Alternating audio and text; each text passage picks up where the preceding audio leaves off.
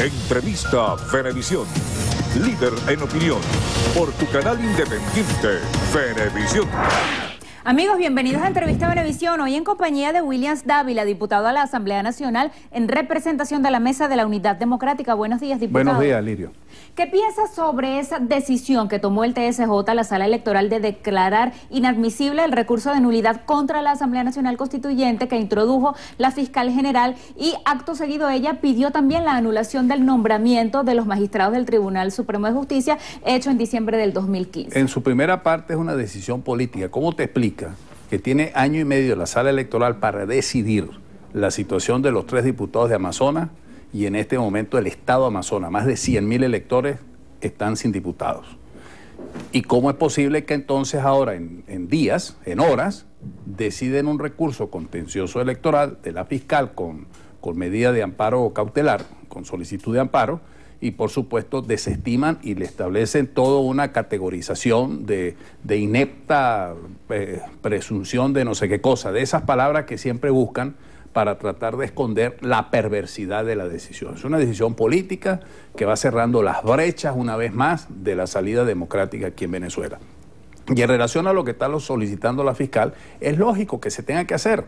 Incluso hoy en la Asamblea Nacional se va a hablar del Comité de Postulaciones Judiciales para ver el tema de los magistrados, porque lo lógico y natural es que se tome en consideración esa solicitud que haga la fiscal, porque esos magistrados fueron designados el 23 de diciembre del año 2015 por la anterior asamblea, violando los lapsos, violando los procedimientos. Y hay una cosa más, que el Comité de Postulaciones Judiciales, de acuerdo con la Constitución, es un órgano auxiliar del Poder Judicial. Y esta mayoría que tenía antes a Diosdado y ese grupo, lo convirtieron en un órgano auxiliar de la Asamblea Nacional, es decir, para controlar las designaciones y las postulaciones. De manera tal de que ese es el proceso, y aquí tiene que haber un cambio total del Tribunal Supremo de Justicia. A efectos prácticos, ¿cómo se operacionalizaría eso? O sea, ¿cómo sería real un eventual nombramiento de nuevos integrantes del Poder Judicial? ¿Sería posible faltando 48 días para las elecciones a la Constituyente? Bueno, fíjate tú que ha habido postulaciones de la sociedad civil, de las universidades, de los diversos sectores, que es lo que dice el Comité de Postulaciones. Ese es el informe sobre las irregularidades de todos esos magistrados que están allí, que hoy se discute. Ese es el informe que va a presentar hoy el Comité de Postulaciones, que ahora se enriquece con esta solicitud que está haciendo la fiscal.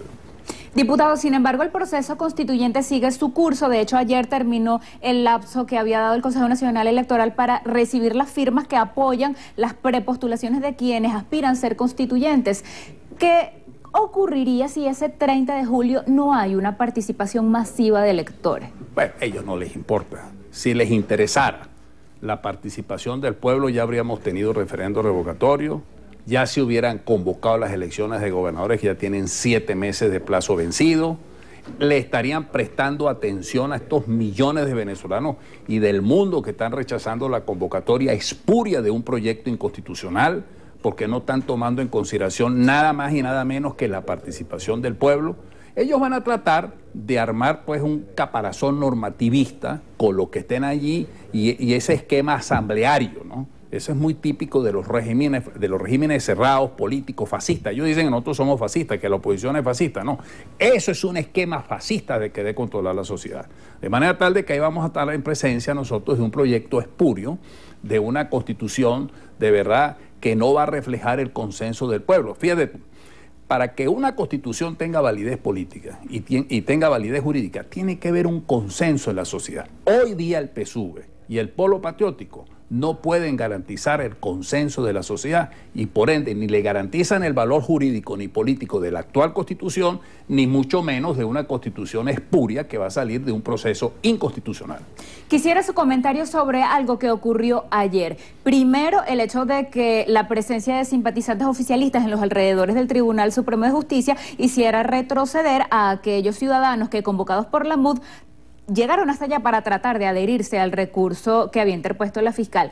Y segundo, bueno, hubo también algunos representantes de prensa que resultaron lesionados y también esa convocatoria marca quizá un viraje, un cambio de estrategia en la oposición, el hecho de que la llamaron metro a metro y ya no partieron desde diferentes puntos, sino que pareciera que la convocatoria fue cada quien va por su lado y se coincide en el punto de llegada. Sí, eso es importante, que la gente vaya movilizándose por motus propios y llegue a los sitios, ¿no?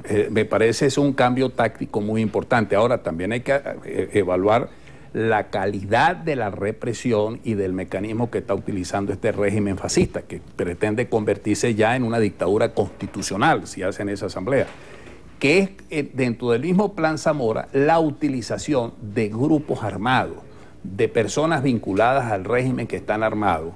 La Guardia está, hasta un momento, de pronto la Guardia se retira y deja que esos que se llaman, entre comillas, colectivos, accionen y activen, incluso disparando armas de fuego. Eso sucedió ayer en las inmediaciones del tribunal. Salieron agredidos periodistas de canales televisivos nacionales e internacionales, de portales, periodistas de todo tipo. Es decir, permanentemente en cualquier tipo de manifestación pacífica, convocada de acuerdo con la Constitución, no hay remedio que tú no salgas para que de inmediato estén apostados grupos de la policía, grupos de la Guardia y ahora estos motorizados colectivos que están dentro de ese plan de acción del Plan Zamora 2 y 3, que es un plan fascista cuyo jefe es Reverol y González López, que son tipos inhumanos, que cualquier tipo de represión es previsible en esas mentalidades perversas que tenemos allí. ¿Qué piensa de lo que ocurrió ya más tarde, en la tarde-noche, el incendio en la Dirección Ejecutiva de la Magistratura en Chacao y el robo en un banco que queda dentro? Qué casualidad que no apareció ahí la Guardia.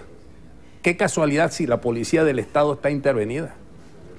Porque ellos empiezan a inventar de inmediato un falso positivo a la oposición, que es la oposición la que hace esto, que es la oposición la que está armando a la gente, que es la oposición la que mata a la gente. Pero resulta que en ese momento la policía del Estado intervenida, del Estado Miranda. En segundo lugar, la Guardia no aparece.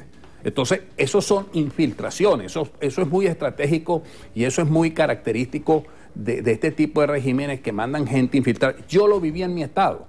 En una de las últimas manifestaciones, yo terminé de hablar en esa manifestación pacífica y una persona infiltrada del gobierno sacó su arma de fuego y disparó 5 veces, solo que el último disparo se le encasquilló. Hubiera generado una situación de violencia y algo inaudito en ese momento. Ellos son muy dados a mandar elementos a infiltrar para después achacarle esa culpa al gobierno.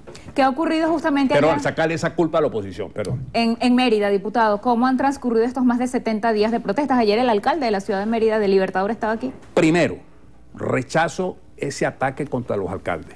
En el caso del Vigía, en el caso de Mérida de Carlos García, el de Pueblo Llano, el de Ejido, los alcaldes de la zona que son de la oposición están siendo atacados, como todos los alcaldes.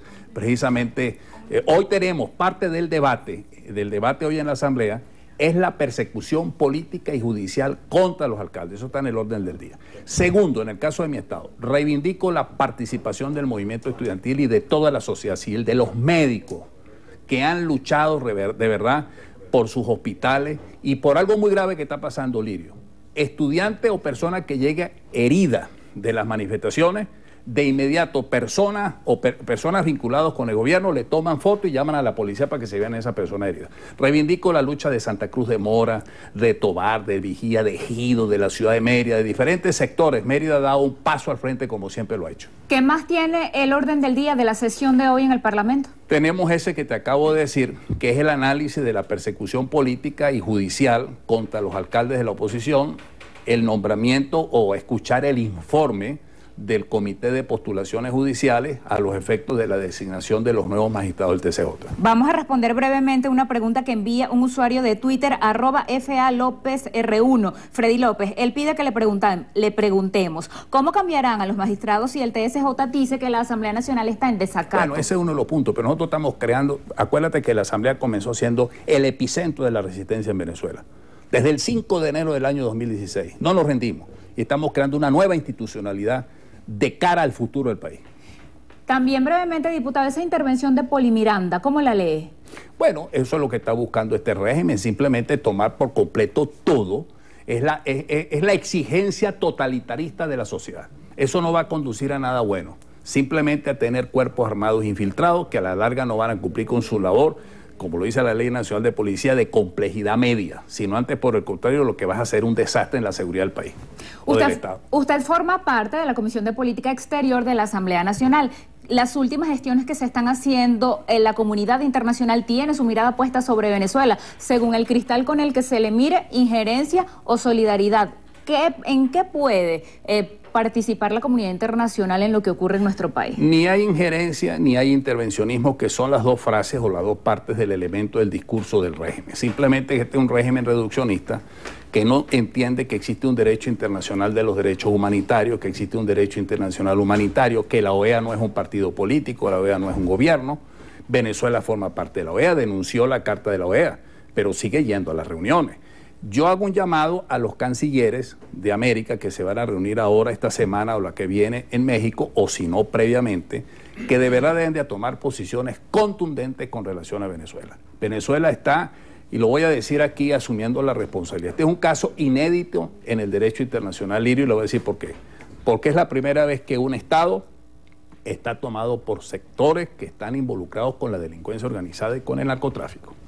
Entonces no hay mecanismos, no hay normas que efectivamente tengan de verdad una solución convencional cuando un Estado está tomado con estos sectores. Esto es una situación sumamente grave, esto es una tragedia que puede terminar muy mal. Sin embargo, yo llamo a la paz, yo llamo a la convocatoria civilizada del ejercicio de la política y en el campo internacional que los cancilleres tomen una posición clara de cara a la Asamblea General de la OEA. Quedan apenas segundos. ¿Cuáles son los próximos pasos de la oposición? Habían dicho que junio sería un mes decisivo. Yo creo que hay que mantener la fe, la esperanza, la disciplina, la organización.